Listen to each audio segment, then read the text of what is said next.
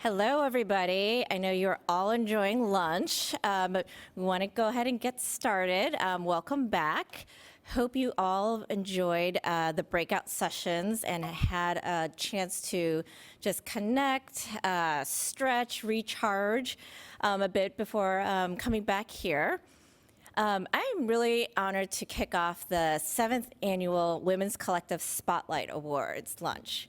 This afternoon, we dedicate the Spotlight Awards to women and women-led organizations for breaking barriers, driving change, and making an extraordinary impact in public service and beyond. We're honored to award Utah State Representative Verona Sagato Mauga and the Women's Public Leadership Network.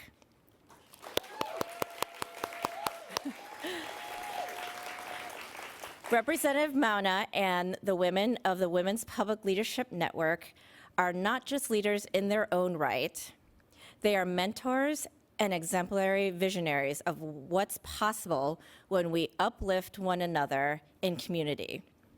There's still a long way to go, and we wish for today's to be both a celebration and a reminder that representation matters. Our voice matters. And each and every one of us here today is a significant and crucial part of this movement towards building greater representation for our community.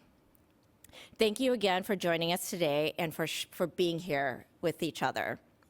I would now like to introduce to the stage one of our partners for today's event, as well as our venue host, Amazon's Virginia Ross. Thank you. Good afternoon, everyone. I'm Virginia Ross, and I manage public policy for Amazon's devices and service business, and I lead our accessibility policy work. And on behalf of Amazon, I welcome you to our H2Q campus here in Arlington. I want to first thank the APAICS team and Marilyn for putting together today's excellent programming. Your dedication to creating these meaningful opportunities for collaboration and connection and growth, it's really, truly appreciated. I'd also like to thank and congratulate my teammate Kai Hirabayashi, which I thought who was going to be here, who was recently selected to join the APAICS Board of Directors. And we are so very honored to sponsor this APAICS Women's Collective Summit for the 3rd consecutive year. I still vividly remember my first one. It was in DC in 2023, and I was newer to the public policy team, policy in general. It was walking into that room was a very powerful moment for me, and as someone who had limited exposure to politics before even joining Amazon's public policy team, I was working in the technology sector. I was a product manager. Seeing so many AAPI women in government and leaders, it was just so inspiring. When I was younger, my immigrant parents had 2 career choices for me, and I will let the other Asian Americans figure out what those were.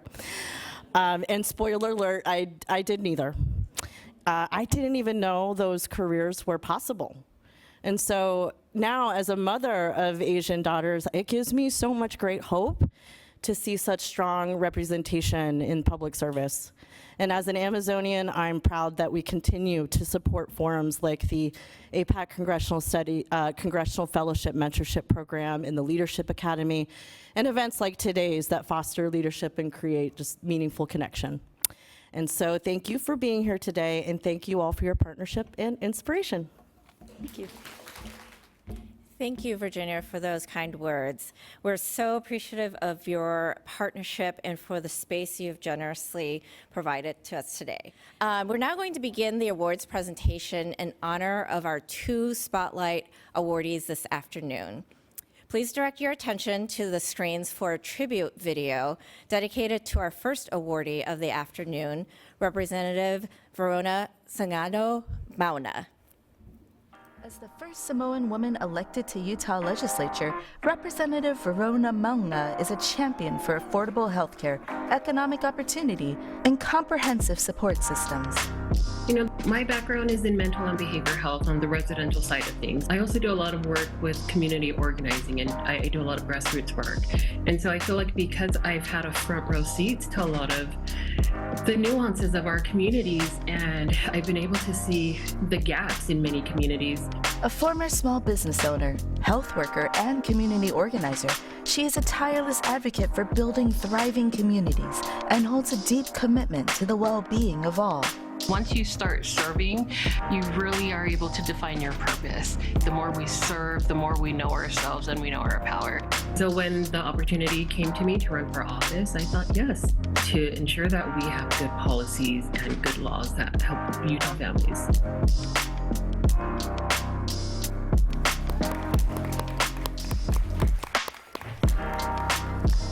It's now my pleasure to present the 2025 APAICS Spotlight Award to Utah State Representative Verona Sagato Mauga.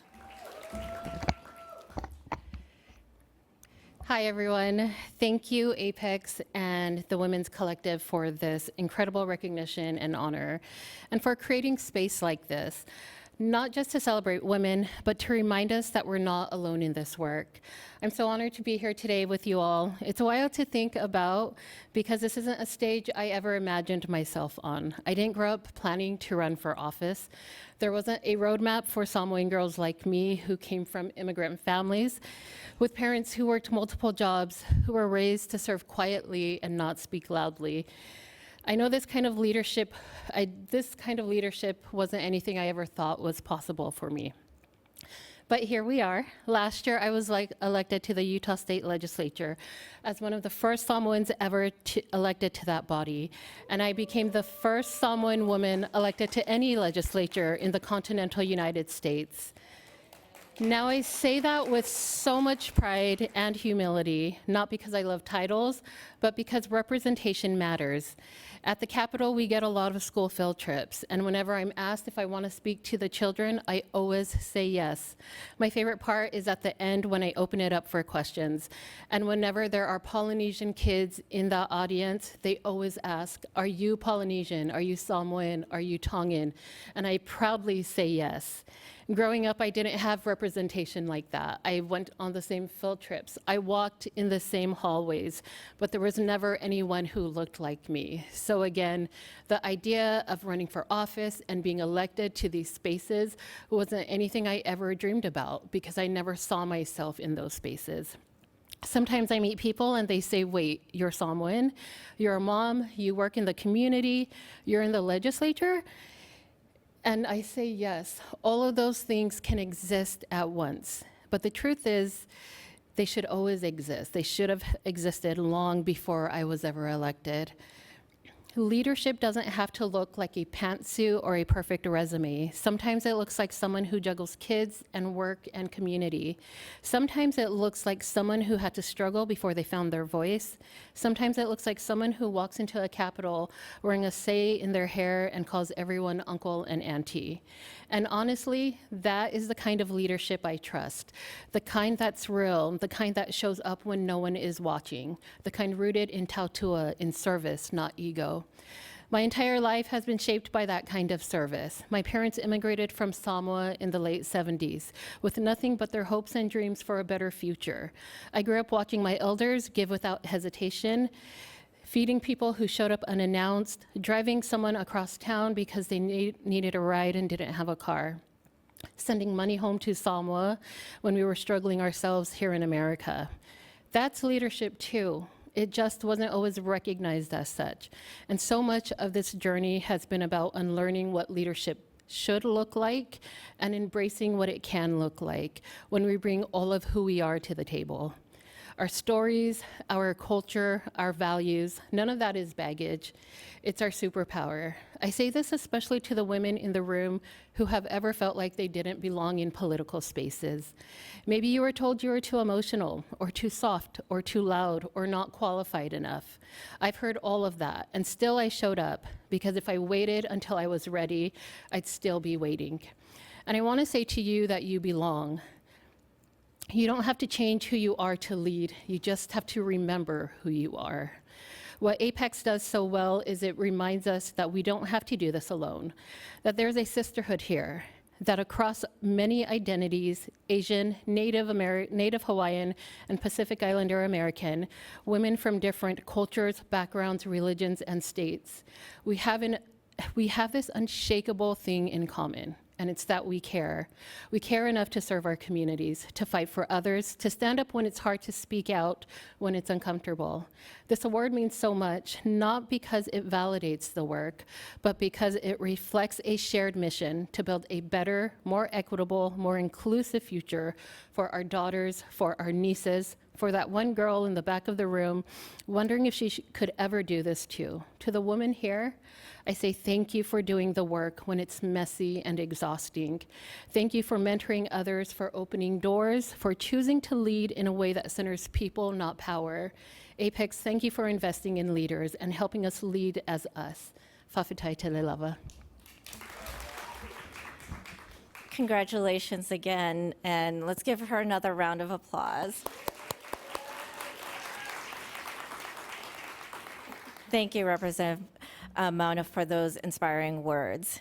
And of course, thank you for your leadership for the community. So next, I would like to introduce the next and final Spotlight Award, which is going to the Women's Public Leadership Network, a female-led organization that educates, organizes, and inspires women to seek public office and become effective leaders. Now, please enjoy this video dedicated to the Women's Public Leadership Network. Women's Public Leadership Network was founded as a support system for women across the country who want to make a difference in their communities. We believe that there is a lack of diversity of ideas and backgrounds at the table when it comes to making decisions that impact the most members of a community.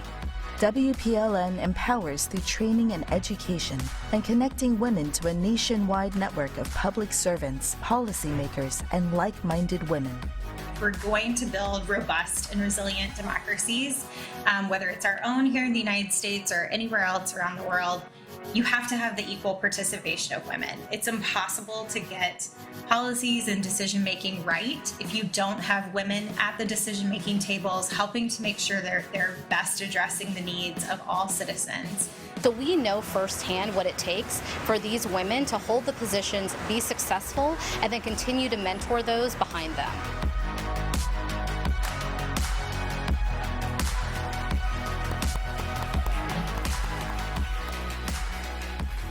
We're honored today to present the Women's Public Leadership Network with the 2025 APAICS Spotlight Award.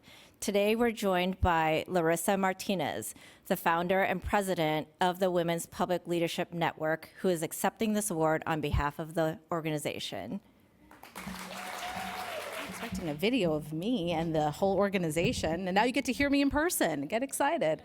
I'm just so honored to be up here and to be accepting this award. It truly came as a shock because, like so many of you, we do the majority of our work behind the scenes. And to have APAICS and the Women's Collective recognize the work that we do and find it to be of value to everyone in this room, but also to women across the country just means the world. So thank you so much to Madeline, to the board, to APAICS, and all the work that you all do. Looking across this room, I mean, you're a little dark, but my table, in terms of the lights, are blinding to me at the moment. But all of you in this room are so inspiring in terms of your leadership, and it's reflected in the work that we try to do to find ways to empower you and to make sure that women do feel like they have a space and a community of support, because I think it's really hard sometimes to find that. We do a lot. Women do a lot. We are constantly taking care of kids and families and ourselves and our communities, trying to find spaces to lead, however that may be, whether it be with your PTA, with your school board, in the legislature, or even just advocating for an issue that you feel really strongly about. And it's a lot. It takes a lot of out of you, and it's hard to find those places where you can connect. And so I think what Madeline has done with APAICS and with Women's Collective is truly amazing. Everyone that's been involved in it to provide the space for you all is something that we hope to continue to try and emulate in the work that we do.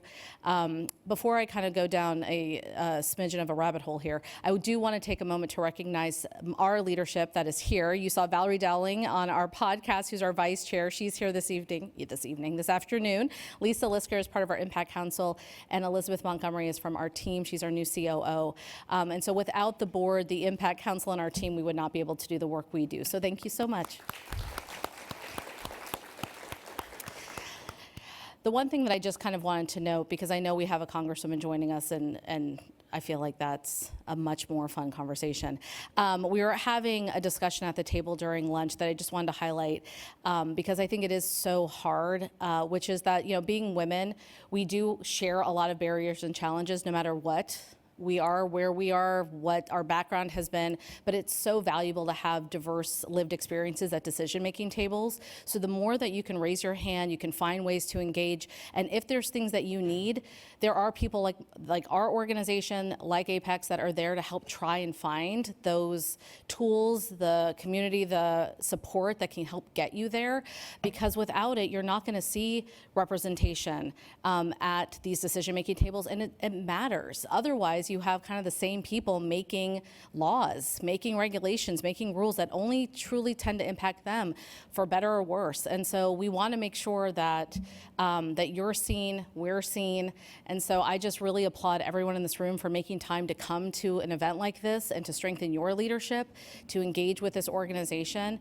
And again, we're just so honored to be a partner. And I hope that we continue to find ways to partner and help lift you all up along with women across the country. So thank you so much for what you do. Thank you for this honor. We just really appreciate it. Thank you. Congratulations again to the Women's Public Leadership Network, and thank you for your exemplary leadership and dedication to equitable representation. And now, I'm absolutely delighted to welcome another Summit Honorary Co-Chair, an absolute rock star and a shero, representing the state of Washington's 10th Congressional District, Congresswoman Marilyn Strickland. Good afternoon, everyone. Thank you for having me here today, and congratulations for spending your time here at this Leadership Summit. So one of the things I often say in the context of what it's like to be a woman leader is that it's often a good idea, and this is scary, to show up where people don't expect to see you. And in my journey as a public servant, I was only the second woman to serve as mayor of Tacoma, the first African-American woman to serve, and the first Asian American woman to serve. And I often say that you are always honored to be the first, but you never want to be the last. Now, before I was here, I just came from a committee hearing for the House Armed Services Committee. And again, showing up where people don't expect to see you, because you have an outsized impact and an outsized voice. I serve as a member of the Congressional Asian Pacific American Caucus. I'm also chair of Aspire, which is their political arm that raises money. But as you can see, or maybe not, I'm Black and I'm Asian, Korean. And it's always an honor to attend events like this, because I often say the idea of public service or running for office can be very, very daunting. As women, whenever the proposition comes up, or if you're thinking about running for office, our default answer is always no. The reasons we can't do it, the reasons we shouldn't do it. And it often starts with a laundry list of the way that everyone else in your life will be affected by it. And I look at the difference between men deciding to run for office and whether or not they qualify, they jump right on in. Yep, I'm gonna run, I'm gonna win, and there's nothing wrong with that. But I think sometimes as women, because of the multiple responsibilities we have, we weigh every decision so carefully. The other thing I will say to you all too that I think is very important, never under any circumstances apologize for your ambition. And I say that because I think about the way folks talk about women sometimes. Well, she's just doing that because one day she wants to be this. Yep, absolutely. Sometimes getting experience and moving up the progression ladder is a good thing. But again, never apologize for your ambition. And at the same time, don't apologize for being perfectly comfortable with where you are because you think this is a place that you want to stay. There's nothing wrong with either of them. So as I think about our strength and our voice and why it's important, I think about a place like Congress where I now serve.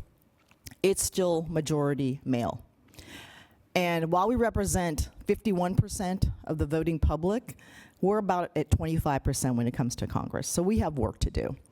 But I also want to remind you all that even as a public servant, you don't have to be an elected official. Those of us who are elected officials rely on smart, thoughtful, strategic staff to make us good. And I always say to folks, your elected official is only as good as the people that they hire in their offices. I'm incredibly proud that my office is 90% woman and about 85% minority. To figure out the math. And that was very intentional on my part. When I had my interview with my chief of staff, who's Korean American, I told him, I want this office to be a place where women and people of color feel comfortable. And under no circumstances have I ever compromised the standards and the quality of the people I hire. When I hear people say, I can't find a qualified woman, I can't find a qualified person of color, my reply is, you're not looking hard enough. So put forth the effort, hold people accountable, and talk about why representation matters. But representation is one part of the conversation, right? You hear us say representation matters, but it only matters if you're going to fight for your communities. I'm going to repeat that. I know people who say representation matters, but it only matters if you're going to use your position and stand up and fight for your people. And we often talk about a seat at the table, but it's also important for us to think about being at the head of that table. So don't let anyone make you feel like they're doing you a favor by letting you in the door. You belong at that table. But also, again, not apologizing for your ambition. It's okay to say one day I want to be at the head of that table. So I think about my identity as a woman who is Black and Korean. And people often ask me, still, do you consider yourself more Black or more Korean? And depending on the time of the year, if I wear my hair natural or straight, if I've been in the sun or not, people see me differently. And my reply to them is this: why should I have to choose? I get the best of everything. I come from people who were enslaved, who built this country and didn't have their basic rights after they fought in wars. I come from people who came here and didn't speak the language, didn't know the culture, were treated like outsiders, but have been wildly successful in every single sector you can imagine.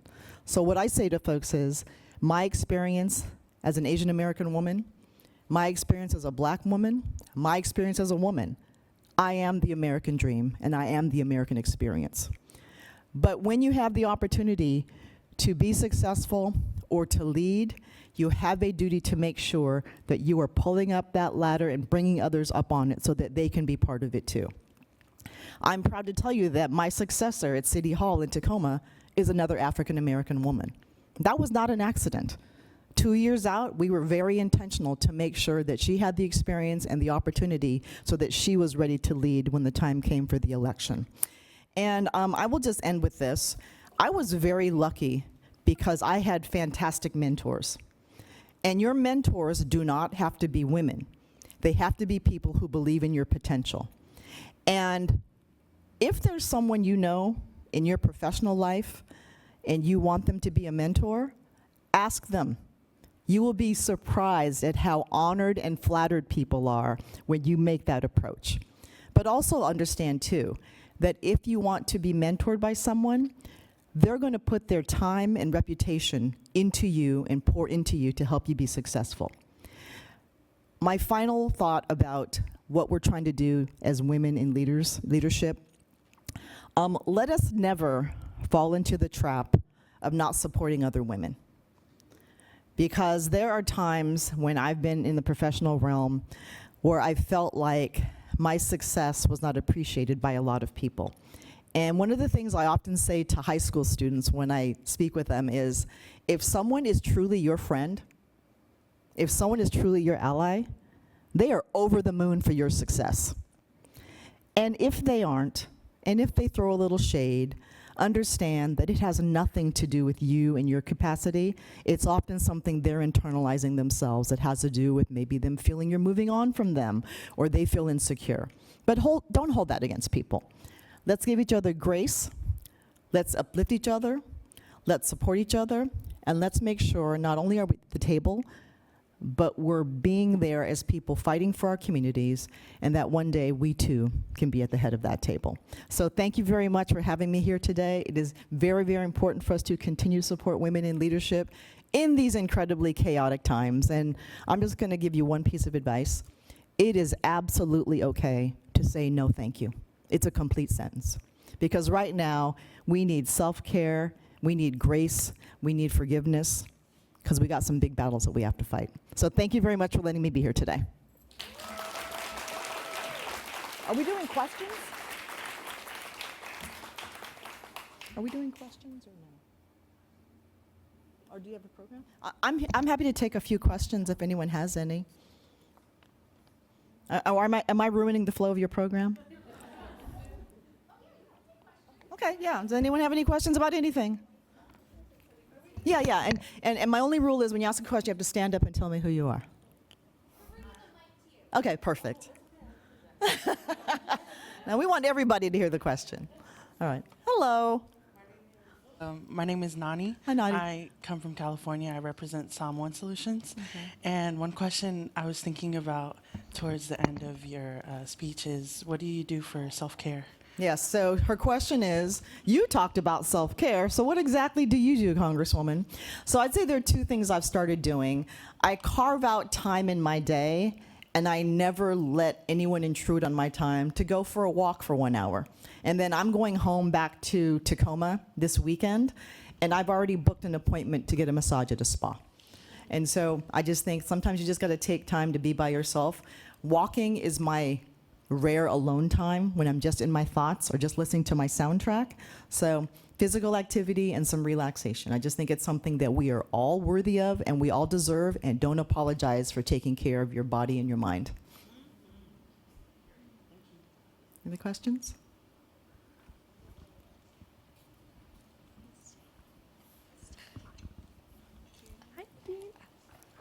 Hi, my name is Sman Zeb, and I was wondering what made you want to go into politics, and were there any setbacks you had, and how were you able to overcome any challenges or setbacks? So her question is, what made you want to go into politics, and have you had any setbacks? I have setbacks every week. And I think the question, well, so why'd I do this? So, I think about how I got into local office, and people come into elected office in many different ways. Sometimes there is a specific issue that they're just pissed about. Like, we don't have a park in my neighborhood, and every other neighborhood has a park. So that could be something that drives you to do it. I did it because I was recruited. It wasn't something I was considering. And I realized that when I ran for city council, that body did not look like our city. And so for me, it was a conversation about representation.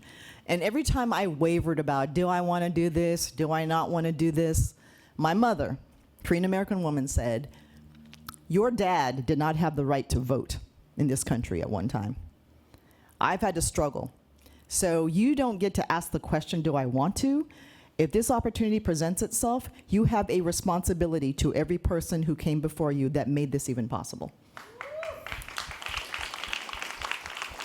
So, setbacks, it depends on how you define it, right?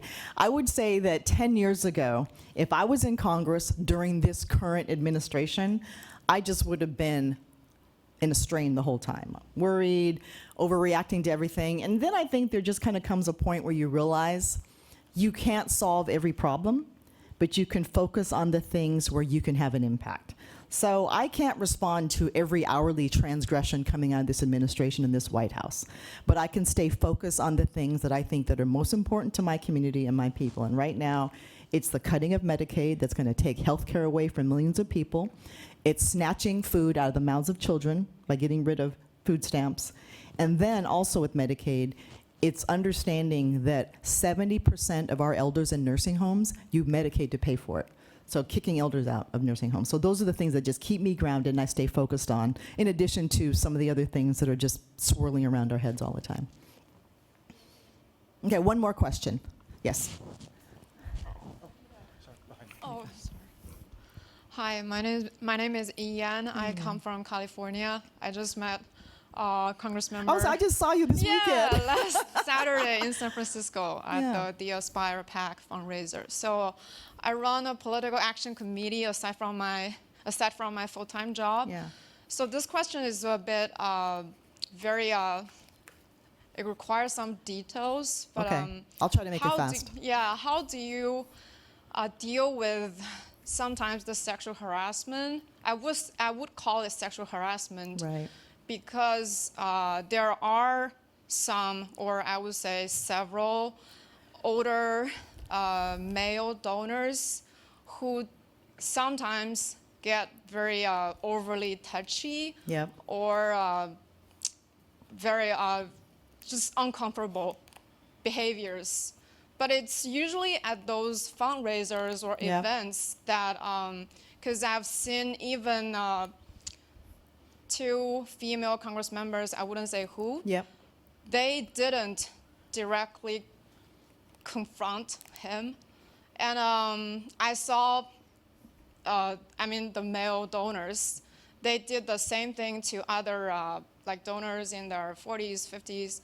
They didn't confront as well. Yeah. So it is very, actually, it bothers me for a long time because I've seen it since I took over this job.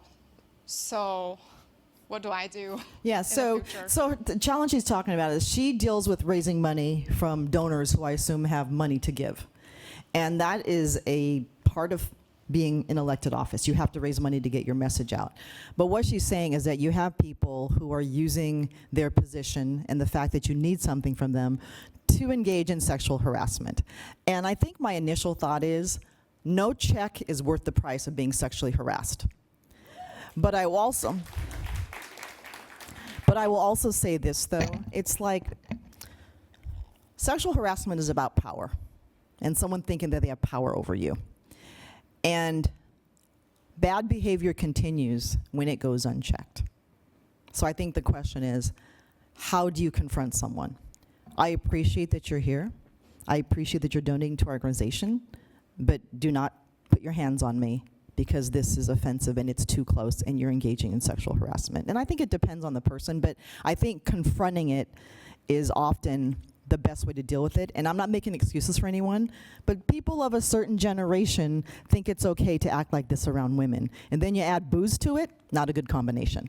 And so I think confronting it and just making people aware of the harassment and calling it out while saying this is not acceptable behavior, I feel uncomfortable, don't do this. And I think someone has to say it out loud. But you do have men of a certain generation who think that's acceptable behavior because no one called it out before.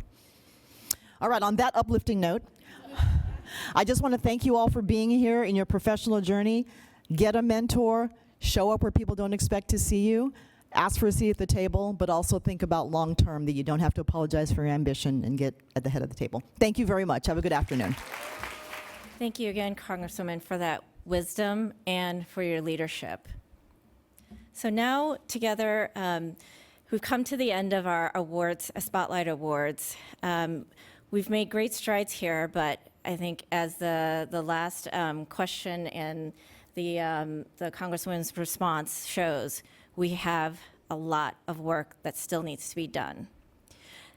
This is why we're here today, because we have to continue in our mission of building the political pipeline and empowering AA and HPI women leaders to pursue public office. Over the next few months, there's going to be more opportunities to get involved with APAICS, including 2 regional leadership academies, one in Atlanta, Georgia, and one in San Jose, California. The aim of the regional leadership academies is to demystify the ins and outs of running for office for those who are thinking of running and for those supporting a political campaign. Additionally, we're going to be continuing our virtual Women's Collective Office Hours series, so stay tuned for more information via our website. apaics.org, apaics.org. Next, we're going to move into our third and final breakout sessions of the day. If you haven't yet had a chance to join the Style Framework for Your Life or Thriving Through Wellness, Balancing Mind and Body sessions, we encourage you to attend them during this time. Please see the slides or our event app for the breakout session you'd like to attend, and I'll see you afterwards.